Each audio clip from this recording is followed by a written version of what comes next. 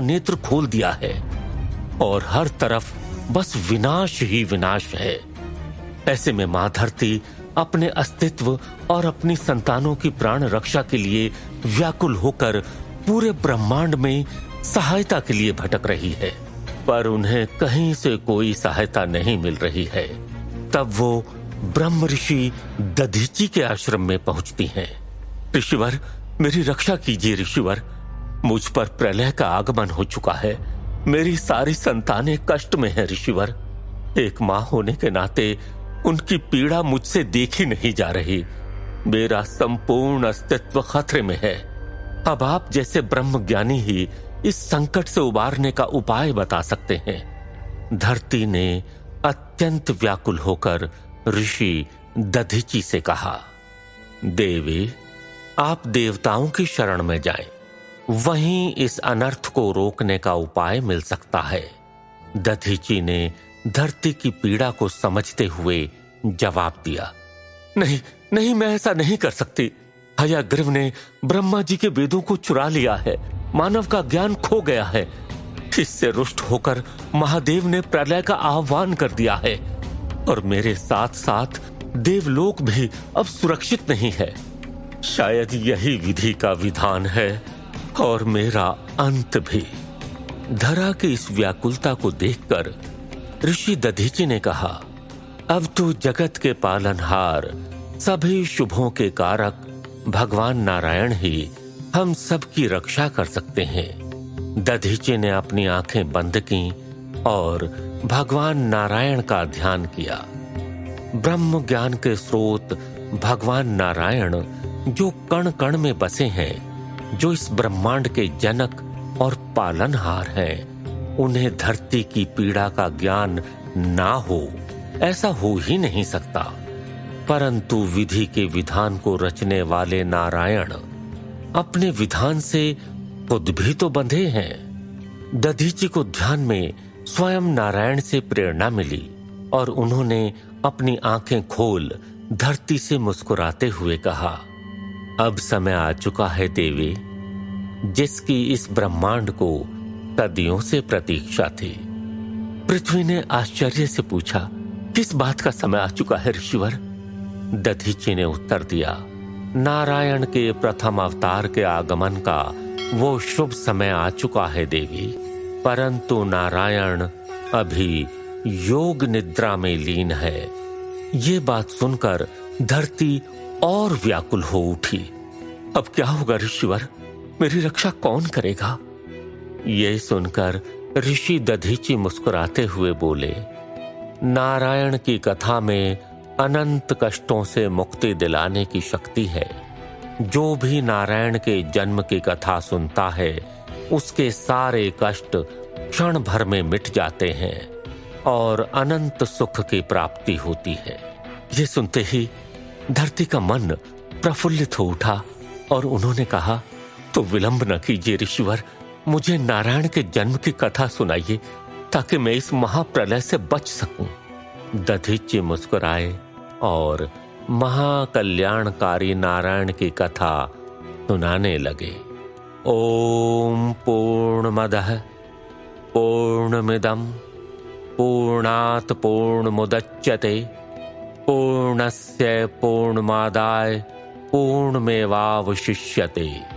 हे प्रभु, हे विष्णु, आप पूर्ण हैं, ऐसे पूर्ण जिसमें से अगर पूर्ण निकाल भी दिया जाए तो भी पूर्ण ही शेष बचता है। आप उस रोशनी की तरह पूर्ण हैं जो कोई भी अंधकार मिटा सकती है। सदियों पहले जब संसार में कुछ नहीं था, तब क्षीर सागर में एक पत्ती पर आप बालक रूप में अवतरित हुए। आपके अवतरित होते ही पूरे ब्रह्मांड में खुशबुओं का संचार हो गया था। चारों तरफ रंग बिखर गए थे। इस सृष्टि का निर्माण शुरू हो गया। फिर आपने अपनी माया से शेषनाग का सृजन किया, जिन्होंने धरती को अपने फन पर धारण किया और संसार को एक आधार मिला। उसी शेषनाग को अपनी शैया बनाकर आपने उन्हें आधार दिया। शेषनाग पर विराजमान होकर जब आपने पहली बार अपनी आंखें खोल इस संसार को देखा, तब जैसे इस संसार की दशा और दिशा ही बदल गई। चारों तरफ एक सकारात्मक वातावरण का प्रसार होने लगा, जैसे एक नया सवेरा हो गया हो। चारों तरफ अद्भुत छटा थी। प्रलय के बाद जिस निर्माण की आवश्यकता थी, उसका संकेत धीरे धीरे मिलने लगा था। आपके पुष्प के समान होठों पर मुस्कुराहट आते ही संसार में जीवन का सृजन हो गया। धरती रंग बिरंगे पेड़ों और फलों से सुसज्जित हो गई और ये धरती सांस लेने लगी। उस जीवन को दिशा दिखाने के लिए आपके मुख से फूटी पहली ध्वनि ओम। इस ध्वनि ने मानो आदि और अंत को एक कर दिया।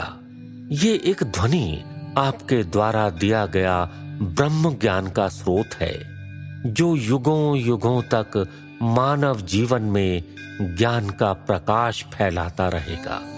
इस जीवन से भरी धरती को रोशनी देने के लिए आपने सूरज और चंद्र जैसे रोशनी के स्रोत बनाए।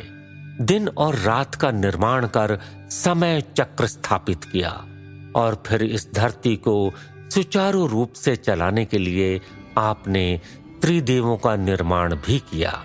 वो त्रिदेव जो इस संसार को चलाने में महत्वपूर्ण भूमिका निभाते हैं, वो त्रिदेव जिन्हें इस संसार का पालन करता, संरक्षक और संहारक भी कहा जाता है।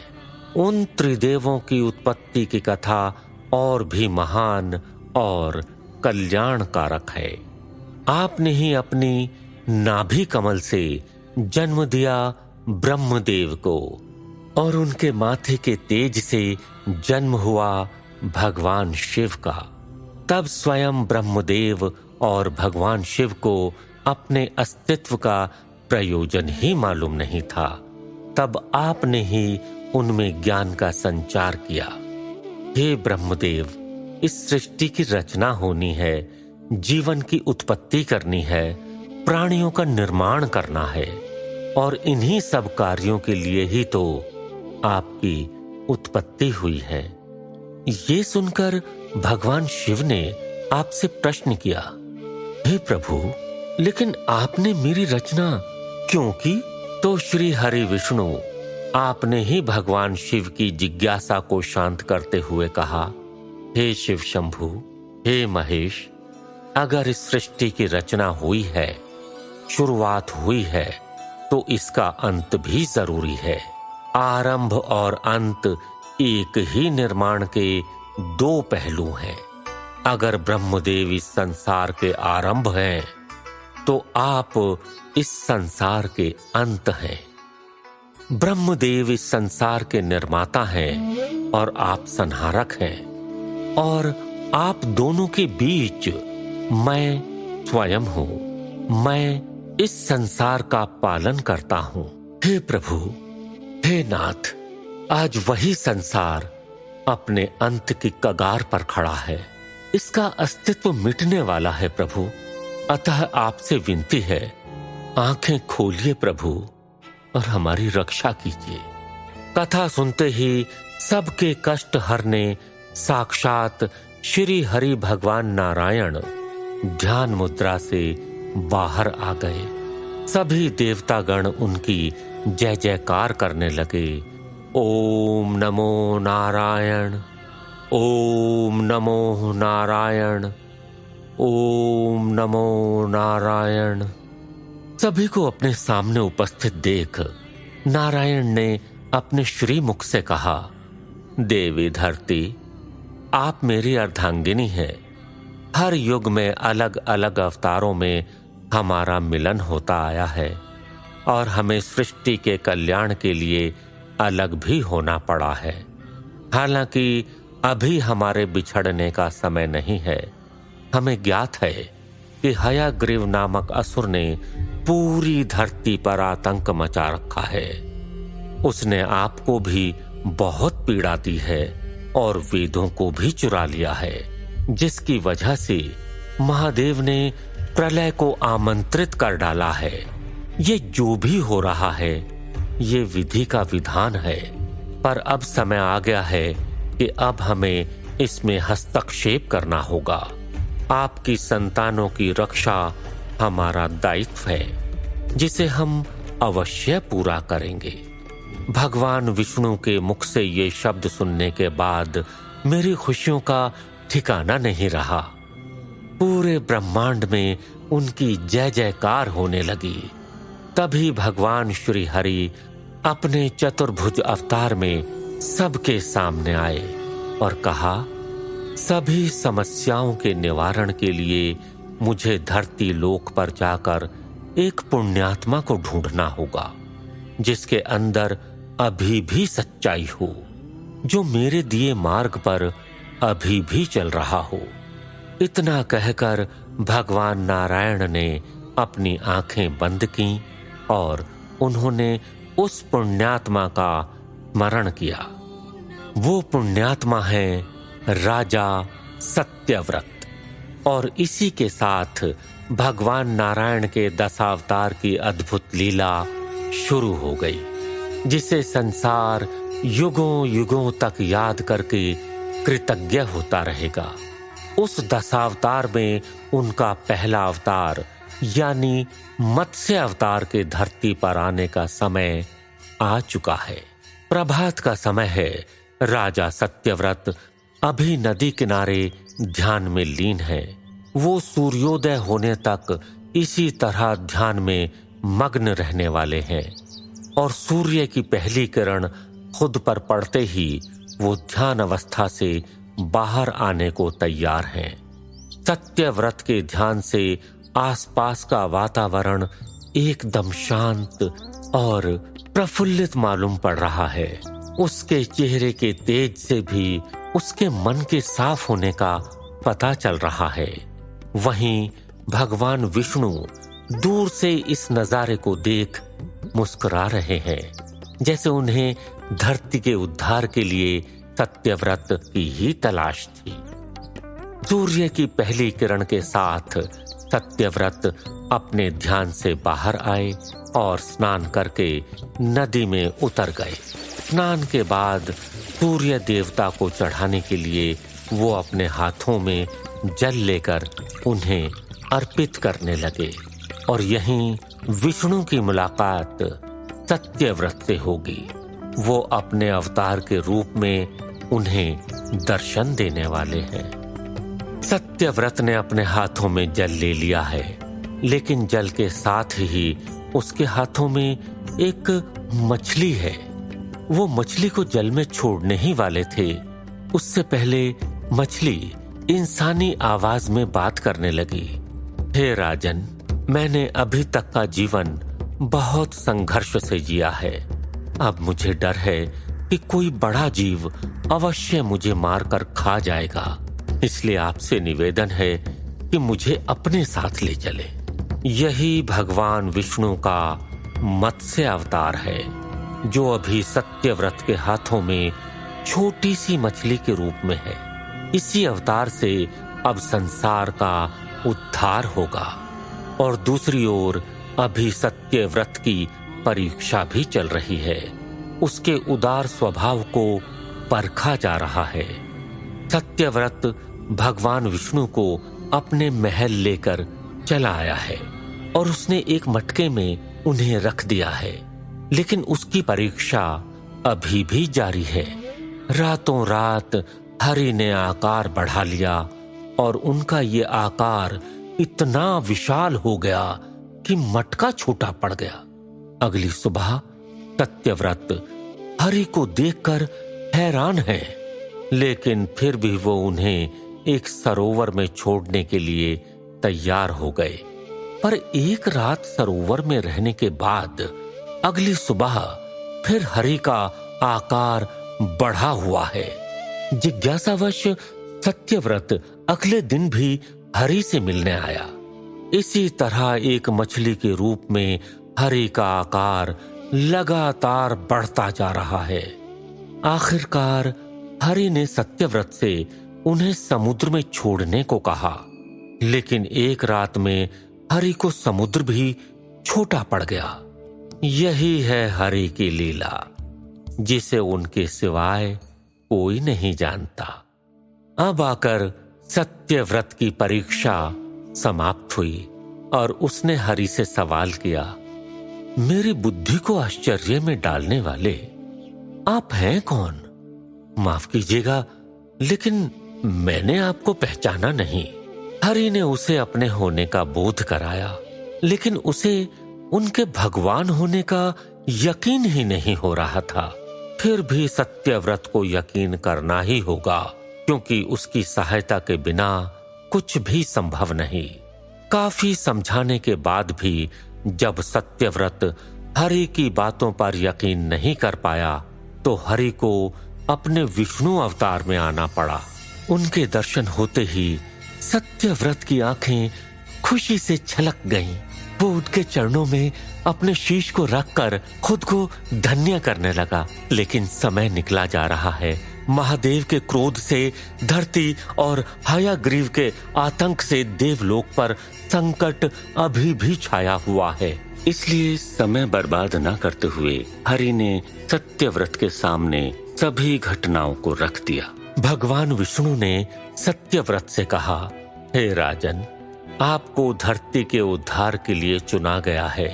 आज से ठीक 7 दिन बाद समूची धरती जल में समा जाएगी और मानव जाति के साथ साथ धरती पर मौजूद सभी तरह के जीव जंतुओं का अंत हो जाएगा। लेकिन विधि के विधान में अभी ऐसा संजोग नहीं है, इसलिए इन 7 दिनों में आपको एक बड़ी सी नाव तैयार करनी होगी और प्रलय के लिए आपको सप्तऋषियों के साथ सभी तरह के प्राणियों, जीव जंतुओं, पेड़ पौधों और औषधि के बीजों को नाव पर सवार कराना होगा। क्या आप इतना कर पाएंगे? जैसी हरि की मर्जी। हरि, मैं बिल्कुल ऐसा ही करूंगा। लेकिन हरि, प्रलय के दौरान मैं उस नाव की किस तरह रक्षा कर पाऊंगा? सत्यव्रत अभी भी भ्रमित है। हरि ने उसे आगे समझाया, उमड़ते तूफान के कारण आपकी नाव जब पानी में गोते खाने लगेगी, मैं उसी पल आपको अपने मत्स्य रूप में फिर से दिखाई दूंगा। तब आप वासुकी नाग की सहायता से मेरे सींग में उन्हें बांध देना। वो शिव जी के परम भक्त हैं और सच्चे प्राणी की हमेशा सहायता करते हैं, इसलिए उस क्षण भी वो मदद को आगे आएंगे। और जब तक प्रलय की रात रहेगी, मैं नाव को खींचता रहूंगा। सत्यव्रत सभी बातों को ध्यान से सुन चुका है और इसके बाद वो बिना समय गंवाए नाव बनाने की तैयारी में लग गया। तय समय अनुसार प्रलय का वो भयानक दिन आ ही गया। नदियों और समुद्रों में डरावने तूफान जन्म लेने लगे। वो इतने विशाल रूप में आ गए कि सब कुछ पल भर में निकल जाए। देखते ही देखते सारे संसार में जल ही जल नजर आने लगा। इधर सत्यव्रत भगवान विष्णु की बताई दिशा के अनुसार नाव लेकर निकल चुका है। हरि भी अपने मत्स्य अवतार में समुद्र में मौजूद हैं और सत्यव्रत की राह देख रहे हैं। ऊंची ऊंची लहरों के बीच नाव गोते खाने लगी है। सत्यव्रत के इंतजार में भगवान विष्णु को एक नाव दिखाई दी, जिसमें बताए हुए सभी प्राणी सत्यव्रत के साथ मौजूद हैं। बिना समय बर्बाद किए भगवान विष्णु अपने मत्स्य अवतार में सत्यव्रत की नाव के सामने प्रकट हो गए। उन्हें देखते ही सत्यव्रत अपना सिर झुकाकर प्रणाम करने लगा, जबकि नाव पर मौजूद बाकी सभी इतनी बड़ी मछली को देखकर डर से कांपने लगे। इधर सत्यव्रत ने विष्णु के सींग में वासुकी नाग को बांध दिया। अब नाव को खींचने का काम शुरू हुआ। हरि के मार्गदर्शन से नाव में मौजूद सभी राहत की सांस ले रहे हैं और हरि भयंकर तूफान के बीच नाव को खींचकर हिमालय की ओर लेकर जा रहे हैं। कई दिनों की यात्रा के बाद हरि हिमालय की चोटी पर नाव को लेकर पहुंच गए हैं और उन्होंने नाव को हिमालय की चोटी से बांध दिया है। जल प्रलय के समय इससे सुरक्षित स्थान और कहां होगा। वहीं प्रलय का प्रचंड रूप अभी भी जारी है। सभी इस तबाही के रुकने का इंतजार कर रहे हैं और धरती इस बात से आश्वस्त है भगवान शिव के तांडव से उत्पन्न हुआ ये प्रलय अब रुक जाएगा और धरती लोक धीरे धीरे फिर से फलने फूलने लगेगा। परंतु महाविनाशकारी असुर हयग्रीव अब भी जीवित है। माता पराशक्ति का भक्त हयग्रीव, जिसकी कठिन तपस्या से प्रसन्न होकर माता ने उसे ऐसा वरदान दे दिया जिसके बाद उसका मारा जाना लगभग असंभव हो जाने वाला था। इस वरदान को पाकर हयग्रीव का घमंड और लालच बढ़ गया और उसने वेदों को चुरा लिया। अब वो स्वर्ग और संसार को विजय करने निकल पड़ा है। समस्त ब्रह्मांड के जनक श्री हरि को तो इस संसार का आदि और अंत पता है, फिर एक दानव की गलती उनसे छिपी कैसे हो सकती है। परंतु मां भगवती आदि पराशक्ति से मिले वरदान की मर्यादा को बनाए रखना श्री हरि के लिए किसी कर्तव्य से कम नहीं है। इसलिए वरदान प्राप्त किया हुआ हयग्रीव निडर होकर संसार में पाप कर रहा है। उसे लग रहा है कि वो अजेय है। पूरा संसार उसके पापों से त्रस्त होकर हाहाकार कर रहा है। देवताओं के प्राण संकट में हैं। वो त्राही त्राही करते हुए मदद के लिए देवादिदेव महादेव के सामने प्रकट होते हैं। प्रभु जगत पालनहार, हमें हयग्रीव के प्रकोप से बचाइए। वो पूरे देवलोक में तबाही मचाने पर तुला है। माता आदि पराशक्ति का वरदान पाकर वो अजेय हो गया है। उसे हराना असंभव हो गया है प्रभु। उसने कई देवताओं को मृत्यु के घाट उतार दिया है। ऋषि मुनियों को यज्ञ और धार्मिक कार्यों से रोक रहा है। ऐसे में तो हम देवता बलहीन हो जाएंगे और संसार का पालन पोषण असंभव हो जाएगा। हमारी रक्षा कीजिए प्रभु, इस संसार की रक्षा कीजिए प्रभु। महादेव ने अपनी आंखें खोली और कहा, देवगणों, ये संसार जिसकी लीला का रंगमंच है वो सभी कार्यों का करता है और सभी समस्याओं का समाधान भी। ये सब जो हो रहा है वो मेरे आराध्य श्री हरि की लीला का अंश है। आप सबको उनकी ही शरण में जाना चाहिए। जब पाप अपने चरम पर होता है तो श्री हरि इसी रूप में अवतार लेकर सबके तारणहार बनते हैं। अब समय आ चुका है उनके दूसरे अवतार का। क्या है भगवान श्री हरि का दूसरा अवतार? कैसे करेंगे वो हयग्रीव जैसे शक्तिशाली राक्षस का अंत? और माता आदि पराशक्ति के वरदान के बाद हयग्रीव का वध करने के लिए श्री हरि क्या माया रचेंगे?